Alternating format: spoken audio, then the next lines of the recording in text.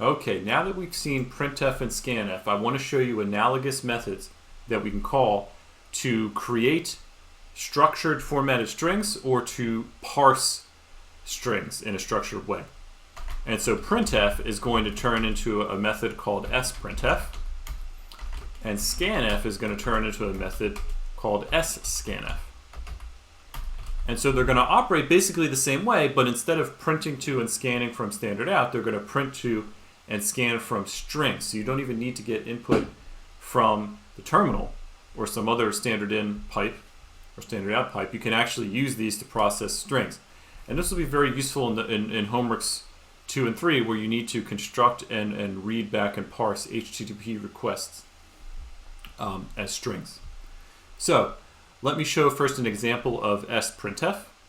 So let's say I started off like I did before, and I had a name and then an age. And now let me make a string that's actually big enough to hold a whole bunch of stuff, okay? And when I use sprintf, it's going to act exactly the same as printf did, except the first parameter is going to be a pointer to a string where I'm going to hold the result. But otherwise, it's exactly like printf. So first I specify a format string. So I'll say, hello, blank, you are blank years old. And so now I will substitute in the variables here. So I'll put my name first and then the age. And now what's going to happen, yes, this is basically a printf, except whatever it constructs, instead of going to standard out, is going to get written into the string. So of course I need to make sure that the string is big enough to hold this, right? Otherwise I'll have a buffer overrun vulnerability. But this should work here, so let me just check and see. So I'll say string s is equal to, I'll print this out here and just have a look. So let's go ahead and compile this.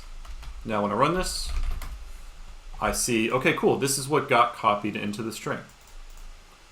So that's all there is to it with sprintf. All you got to think about is making sure that the string that you print into is big enough. But otherwise, it's just you tack on that parameter at the beginning, and it's exactly the same as printf.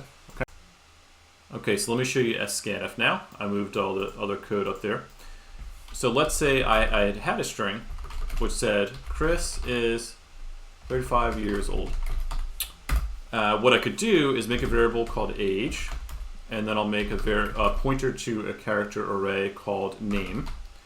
And I can use sscanf in much the same way that I would have used scanf, but just as I did with sprintf, the first parameter is going to be the string that I'm processing.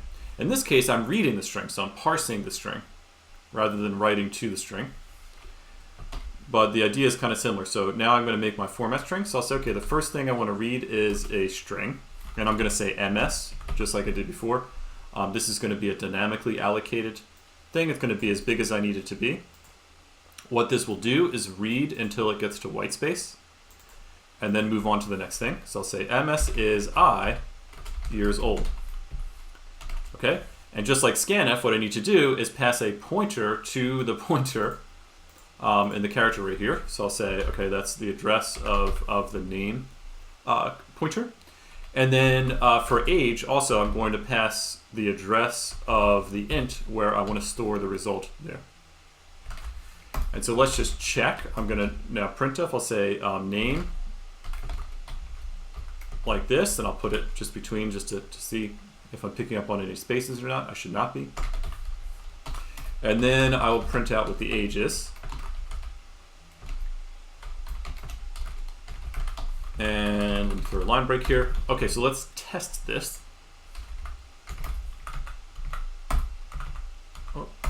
Okay, so it says name is Chris, age is 35. And I want you to notice it didn't pick up on the space in Chris. It just had everything it saw until it got to white space. And actually, one thing that's very interesting about this is even if I add more white space to this string, the result should be the same. If you look at the documentation, you'll just see what it's doing to match this stuff. It kind of ignores the white space. But yeah, something I have to be a little bit careful about, though, is if I were to say Chris Traley is 35 years old, I'm going to run into trouble because the first string is only going to pick up on Chris, because it stops parsing as soon as it gets to white space. So I would actually need another thing here. I would just like I was showing before, if I wanted to get, you know, first name and last name. So it's exactly as I was showing with scanf. But now we get to use a string, and this is very useful when you're parsing strings. So anyway, I'll spare you. This is exactly as it was before, so you can check my other video. But yeah, that's really all there is to it for sprintf and sscanf. But these are going to be extremely helpful to you in homework 2 and homework 3. Oh, and of course, one more thing. I should of course free this dynamically allocated string that I used to store the name.